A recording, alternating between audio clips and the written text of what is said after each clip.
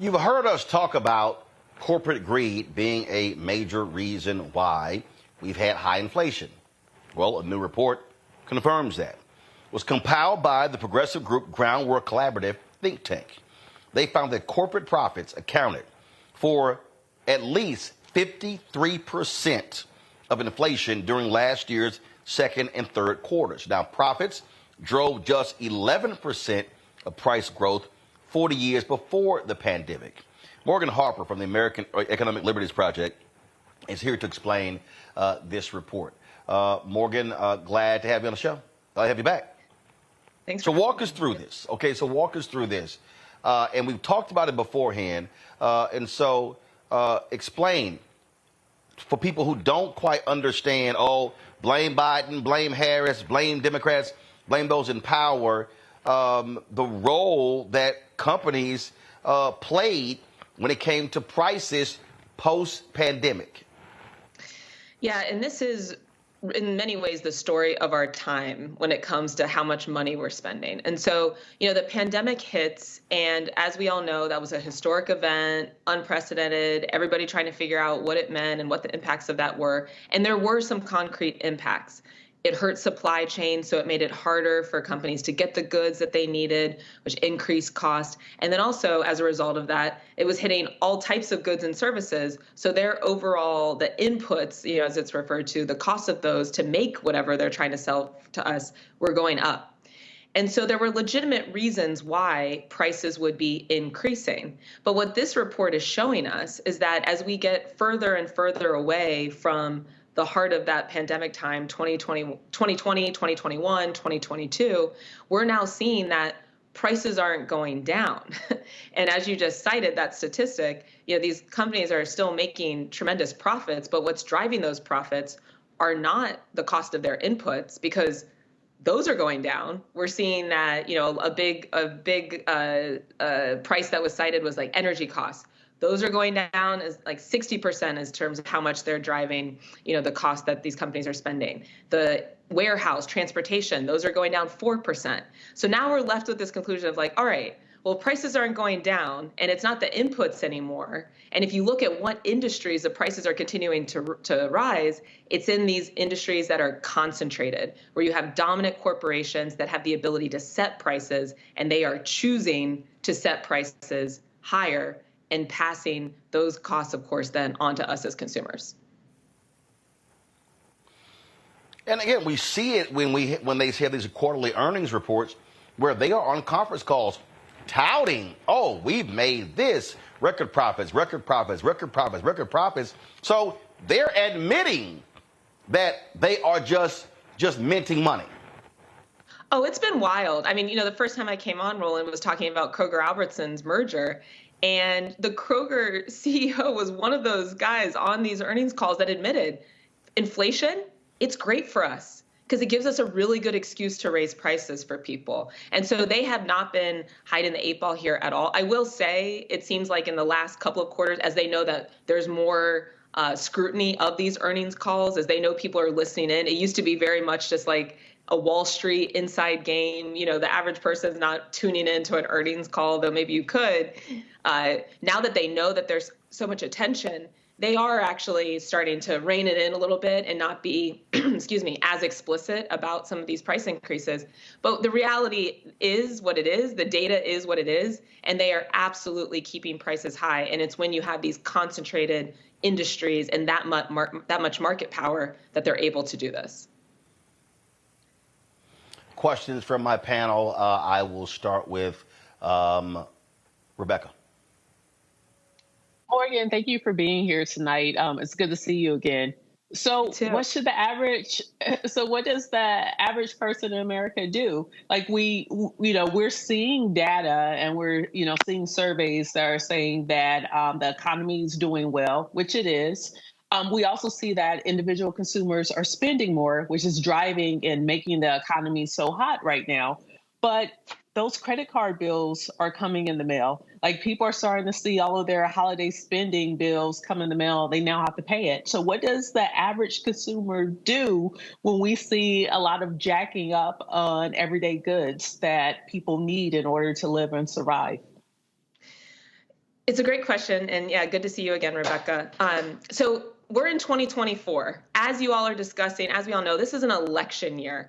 And we need to be listening up when some of these discussions are going on about policy decisions that our representatives are going to be making.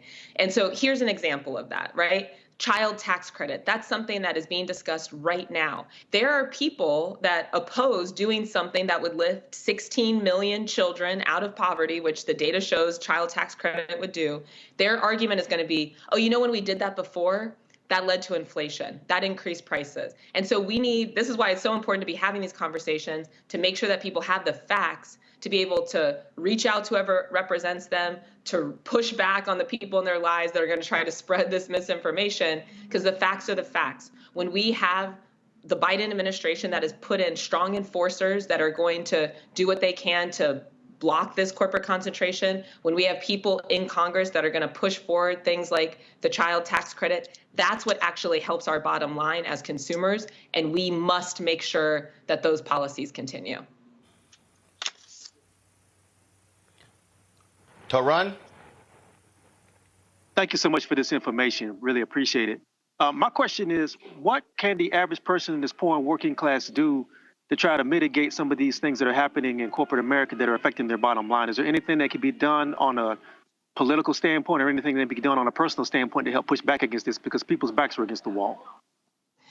Yeah, and it's kind of building off of Rebecca's question too. I mean, the individual decision-making aspects of this, or trying to work our way out of a corporate concentration crisis, is, I will admit, really tricky.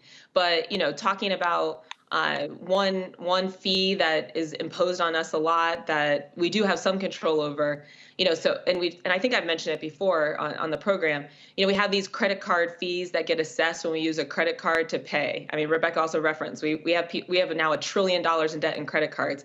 It might be a good time to consider not using your credit card to pay for as much of these things, because there are businesses that will give you a choice. If you use a debit card, if you pay with cash, then they're not going to impose some of these same level of fees because they're not facing the same processing costs. That's an example of an individual decision that could potentially reduce, how much you're spending. But on the political and policy side of things, because a lot of this, like I was saying, I mean, it is just driven by how economic policy is getting set in Washington. I will admit, we need, and I should say and clarify, I work for a nonpartisan think tank, so this is getting a little bit more into the political, but we have seen the leadership from this administration to appoint enforcers at the Department of Justice Antitrust, Jonathan Cantor, Lena Khan, who's at the head of the Federal Trade Commission. These are entities that are pushing back on some of this corporate concentration. DOJ Antitrust just blocked the merger of JetBlue Spirit. If they hadn't blocked that, Spirit Airlines would have gone away. How many of us rely on, I know Columbus, Ohio, where I am, Spirit Air provides a very cheap way to get to a lot of different cities. And they were perfectly comfortable with that airline going away, and then people wouldn't have as many routes and they'd be paying more for airfare. That is what would have happened. And so we have got to protect the gains that have happened in this administration. We need to make sure that we continue these policies. And we're already seeing that Wall Street is trying to signal what they want. They're saying that if Trump is elected again, they're going to be able to see a merger spree go through. There won't be this strong antitrust enforcement. And those are the legal tools that push back on this concentration. And so, folks decide as you will, but I think we have a clear sense of where we might be headed if we don't see a continuation of the better antitrust enforcement that has happened in this administration. Dewana. Hey, Morgan. Nice to meet you. Thank you for this information. I just know that President Biden has been really talking about, getting consumers to stop gouging. And I know that in other countries such as France, the government intervenes in, these price negotiations. Is there anything that you see that would lend to the administration starting to do some of those things? Are they making some of those efforts to make some of those changes? I feel like this is, going to be hard as a consumer. I'm thinking, what do you do? Stop buying these things? Well, these are things that we need and we're going to pay for it. But is there anything happening where government might get involved in that capacity?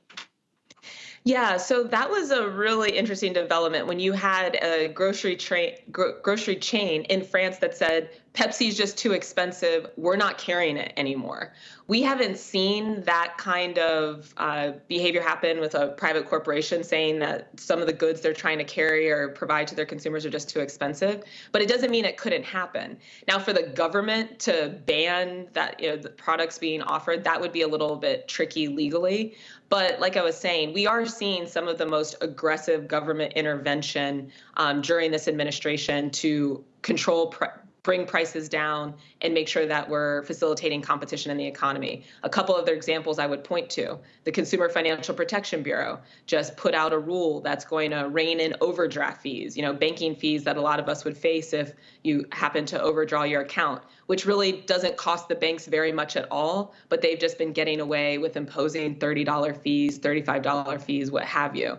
That auto dealers, people that are selling cars that just rack on extra fees and don't ever have to explain them. This administration has done something to begin to rein that in, ban people from imposing those fees. And so, I do think we've seen a lot of strong government intervention. In many ways, the past 4 years in this administration has been a rediscovery of the authorities that the government has to try to lower costs for consumers and small businesses through better competition policy. And like I said, I think for all of our sakes as consumers, as small business owners, as people who frequent small businesses, it's in our best interest to see this type of policy making continue.